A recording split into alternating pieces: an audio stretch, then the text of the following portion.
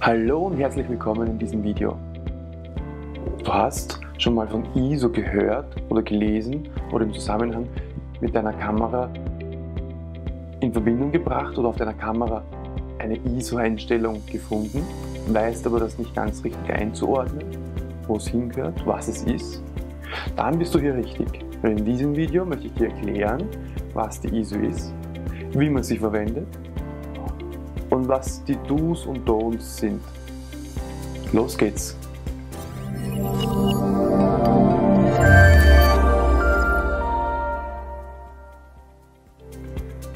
Der Standard der Internationalen Organisation für Normung, abgekürzt auch ISO, kombiniert zwei Zahlenwerte, die ASA-Werte und die DIN-Grade oder Werte. ASA steht dabei für American Standards Association und DIN steht für Deutsches Institut für Normung. In Bezug auf ISO würde jetzt zum Beispiel ein Wert von 100 bedeuten 100 ASA, also ASA 100, 21 Grad DIN. Das zusammen wäre halt dieser Wert. In der Praxis lässt man den zweiten Wert, also den Gradwert, den DIN-Wert lässt man weg und verwendet nur den ASA-Wert und dann spricht man auch von ISO 100. Falls es noch jemanden mehr interessiert, der ASA-Wert ist dabei der linearische Wert und also der linearische ISO-Wert und der DIN-Wert ist dabei der logarithmische Wert. Was noch wichtig zu wissen ist die Filmempfindlichkeit ist die Lichtempfindlichkeit von fotografischen Platten und Filmen. Naja, kommt ja von früher. Früher hat man noch keine digitale Fotografie gehabt. Deswegen spricht man von Platten und Filmen. Einfacher gesagt, der ISO-Wert ist die Lichtempfindlichkeit des Sensors auf der Kamera, sofern sie digital ist.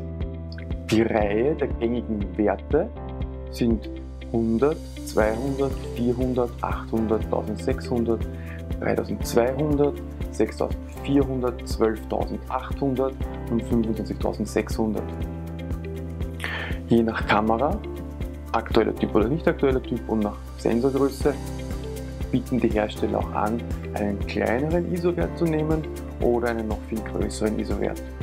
Wie du jetzt gerade gehört hast, habe ich den Wert immer verdoppelt. 100 auf 200, 200 auf 400. Das bedeutet also nicht nur rechnerisch, dass der Wert immer ums Doppelte steigt pro Stufe, sondern es bedeutet auch, dass die Lichtempfindlichkeit immer zur vorigen Stufe verdoppelt wird. Habe ich jetzt von 100 auf 200 den Wert gestellt, verdoppelt sich auch die Lichtempfindlichkeit von 100 auf 200. Und teilweise, wenn man sich eine neue Kamera kauft, findet man auch beim Unboxing oder einfach im Handbuch von der Kamera oft Einstellungsempfehlungen für ISO. Jetzt haben wir ein bisschen was über die ISO gehört. Jetzt ist die Frage, wie verwende ich das auf der Kamera? Was passiert, wenn ich einen zu niedrigen und was passiert, wenn ich einen zu hohen Wert auswähle? Nachdem ich selber nur Canon-Kameras habe, beziehen sich jetzt folgende Angaben auf Canon-Kameras, vor allem wenn sie dann einen Vollformatsensor haben und wenn ohne Licht fotografiert wird. Also ein ISO-Wert von 1 oder 200 bei Aufnahmen verwendet man bei Sonnenlicht, schönem Wetter und meistens draußen im Freien. Einen ISO-Wert von 400 bis 800 verwendet man hingegen, wenn es ein bisschen bewölkt ist, nebelig, im Schatten, im Wald oder in gut beleuchteten Räumen, Innenräumen, also keine Innenhöfe oder so, sondern Räume, wo kein direktes Sonnenlicht kommt. Und die dritte Angabe ist, Werte von größer als 800, also 800 ISO, verwendet man hauptsächlich bei Dämmerung, wenn ich Stadtleben, also Nachtstadtleben fotografieren möchte oder wenn die Innenräume nicht ganz gut beleuchtet sind. Angestrebt werden sollte dabei aber ein Wert von 100 oder 200. Man sagt so, je niedriger der Wert, der ISO-Wert ist, umso rauschfreier werden die Fotos und umso bessere Qualität haben sie halt. Da das in der Praxis aber normalerweise nicht geht, weil man halt unterschiedliche Lichtverhältnisse hat, nicht immer einen Blitz verwenden kann, ist man dazu fast schon gezwungen, immer höhere ISO-Werte zu verwenden. Hier im Studio zum Beispiel, bei meinem künstlichen Licht, also bei meiner Belichtung, die ich steuere, kann ich einstellen, was mir beliebt. Ja? Ich filme hier mit einer Verschlusszeit von 1/50 einer Sekunde. Das liegt daran, dass ich mit 25 Bildern pro Sekunde filme und man sagt halt den doppelten Wert. Das habe ich aber schon in einem Verschlusszeit-Video quasi gemacht. Das Video verlinke ich euch oben in einer Infokarte. Zusätzlich verwende ich eine Blende von 1.8. Mein 50 mm Festbrennweitenobjektiv, das ich dabei verwende, kann die Blende noch weiter aufmachen, aber in dem Fall reicht das vollkommen, ich brauche es nicht ganz aufmachen. Das Licht passt so für mich sehr gut und mein ISO-Wert ist bei 100. Idealer Wert, vor allem wenn ich selbst das Licht kontrolliere. Habe ich jetzt alle anderen Möglichkeiten ausgeschöpft, wie zum Beispiel die Blende ganz offen und die Verschlusszeit auf das eingestellt, dass es gerade nicht verschwommen ist oder dass ich zu viel Bewegungsunschärfe habe oder dass das Bild irgendwie ruckelt oder unschön ausschaut, vor allem wenn ich filme, dann bleibt mir nichts anderes übrig, also als mich mit der ISO noch die ISO-Einstellungen vorzunehmen, und wähle ich die zu niedrig, obwohl ich die restlichen Möglichkeiten meiner Kamera schon ausgeschöpft habe, dann ist es zu dunkel. Je höher der ISO-Wert jetzt raufgeht, desto lichtempfindlicher ist natürlich dann der Sensor, aber desto mehr fängt das Bild an zu rauschen. Man spricht hier auch von Bildrauschen oder von einer Körnung. Wobei man aber auch sagen kann, aktuellere Kameramodelle, vor allem im Vollformat mit einem großen Sensor, schaffen das schon auch mit höheren ISO-Werten weniger Bildrauschen ins Ergebnis mit einfließen zu lassen. Jede Kamera hat dabei unterschiedliche Grenzen. Meine Canon 80D ist zum Beispiel eine Kamera mit Crop-Sensor, also mit einem kleineren Sensor. Das heißt, das Verhältnis zu meiner EOS R mit Vollformat, die Bilddiagonale, das ist ein Faktor 1,6. Und wenn ich mit meiner 80D jetzt Fotos schieße oder Film, aber ich sage jetzt einmal für den Fotobereich, ja, dann kann ich bis maximal, dann habe ich getestet, kann ich bis maximal 1600 ISO raufgehen für Lichtempfindlichkeit, wo das Bild, das Ergebnis in meinen Augen noch ganz gut ist. Ab 3200 wird es dann schon schlimmer und sollte ich noch weiter raufgehen, dann kann ich das Bild eigentlich komplett vergessen. Um zu verhindern, dass ich im automatischen Modus, also Programmautomatik oder Blendenautomatik oder Zeitautomatik oder was auch immer, Szenenautomatik, oder falls ich unabsichtlich ankomme und was verdrehe oder so, kann ich bei der Kamera, also zumindest bei den Canon ist es so, kann ich einen Maximalwert für ISO einstellen. Ich kann sowohl den Maximalwert definieren für Videoaufnahmen, als auch einen Maximalwert definieren für Fotografie. Bei der Canon 80D habe ich das definitiv gemacht.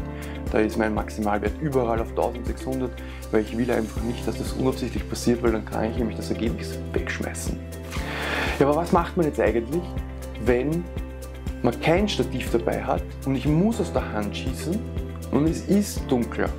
Na, natürlich muss ich mit ISO ein bisschen raufgehen, aber vorher sollte ich schauen, wie ich meine Möglichkeiten noch anders ausschöpfen kann, eben mit Blende, die Blende aufmachen, um ehrlich zu kriegen, und die Verschlusszeit, also längere Belichtungsdauern einzustellen, um mehr Licht zu bekommen.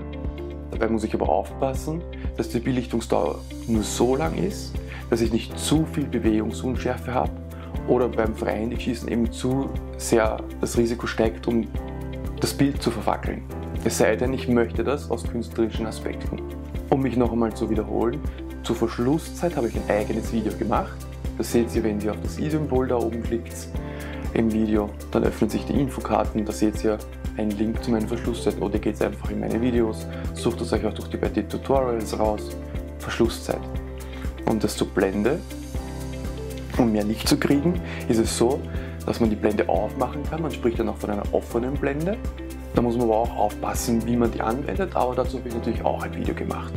Somit ist quasi dieses Video hier, dieses ISO-Video, meiner Meinung nach eines der 3 großen Wissensbausteine, die man für Fotografie und Film, Grundwissensbausteine, die man braucht für Fotografie und Film.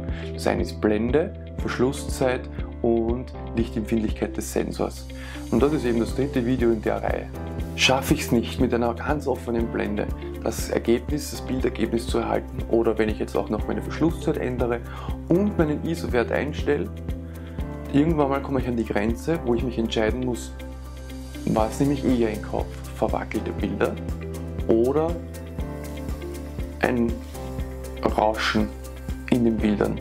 Nun ja, ich persönlich bevorzuge ein Bildrauschen gegenüber ein Verwackeln. Wenn etwas verwackelt und ich will das nicht, ist das Bild für die Fisch. Abschließend möchte ich euch noch ein Praxisbeispiel zeigen, was die ISO so bewirkt, damit ihr auch ein Gefühl dafür kriegt und das nicht nur ganz so theoretisch ist. Ich habe hier ein Setup von 2 Lampen, die mich beleuchten. Im Hintergrund ist eigentlich so gut wie nichts, außer eine Wand und eine Wand und eine Wand in 2 verschiedenen Farben. Meine Location ist jetzt nicht die beste, aber man macht das Beste draus aus dem, was man halt hat. Meine beiden Lampen sind eingestellt auf eine Farbtemperatur von 3800 Kelvin. Das ist so ein bisschen zwischen zu viel Blau und zu viel Rot, also irgendwas zwischen kalt und warm. Der ganze Raum ist eigentlich dunkel, es sind nur diese 2 Lampen aufgestellt. Die Helligkeit der Lampen ist mit 15% eingestellt, beide. Auf der Kamera selber filme ich mit einer Verschlusszeit von 1/50 einer Sekunde. Das liegt daran, wie gesagt, dass ich mit einer Bildrate von 25 Bildern pro Sekunde filme. Ich fange mit einem ISO-Wert von 100 an, werde aber, weil das jetzt, ich habe jetzt aktuell eine Offenblende von 1.8, das ist ja doch sehr lichtstark, und damit das Ganze schon mal mit einem dunklen Wert anfängt, ohne dass ich mein Licht jetzt verändern muss, werde ich meine Blende auch einfach mal kurz hochdrehen. So, man sieht mich immer noch ein bisschen. Aktuell ist die Blende jetzt auf 5 eingestellt, die ISO ist auf 100 und die Verschlusszeit bleibt weiterhin auf 1/50 einer Sekunde. Wie gesagt, ich wiederhole nochmal, die Farbtemperatur beider LED-Lampen, die auf 15% Helligkeit sind, beträgt 3800 Kelvin, weil man die Farbtemperatur in Kelvin angibt. So, das sind jetzt 200 ISO. Jetzt haben wir 400 ISO. Wie gesagt, die Verschlusszeit und die Blende bei 5 bleiben die gleich. Auch die Lichtverhältnisse ändern sich nicht. Ich tue nur die ISO auf 400 rauf. Aktuell sind wir bei 800 ISO. Das hier sind jetzt 1600 ISO, weil wir ja von 800 verdoppeln auf 1600, somit ist auch die Lichtempfindlichkeit doppelt. Das ist schon ziemlich hell. Eigentlich ist es überbelichtet, also nicht nur eigentlich, es ist überbelichtet, viel zu hell. An den Lichtern habe ich nichts geändert, an der Blende habe ich nichts geändert und an der Verschlusszeit auch nicht. Nur den ISO-Wert habe ich verdoppelt von 1600 auf 3200. So, jetzt sind wir bei dem Wert von 6400, wieder verdoppelt. Ja, das sind 12.800 ISO. Ja, und das wären 25.600 ISO. Da ist schon fast nichts mehr zu erkennen. Und ja, vielleicht hat es einen künstlerischen Aspekt, aber für mich ist das definitiv viel zu hell.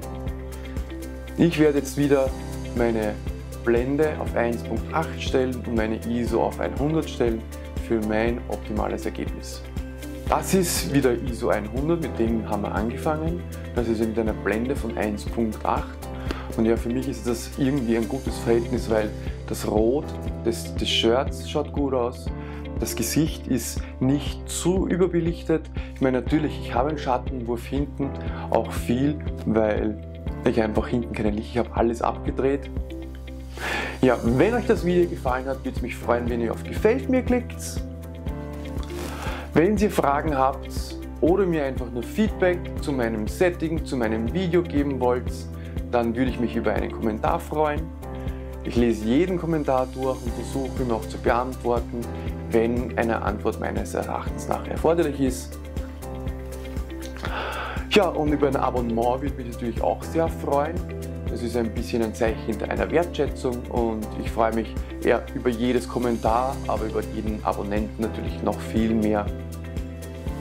Damit bleibt mir nur zu sagen, Danke fürs Zusehen. Bis zum nächsten Video. Bye.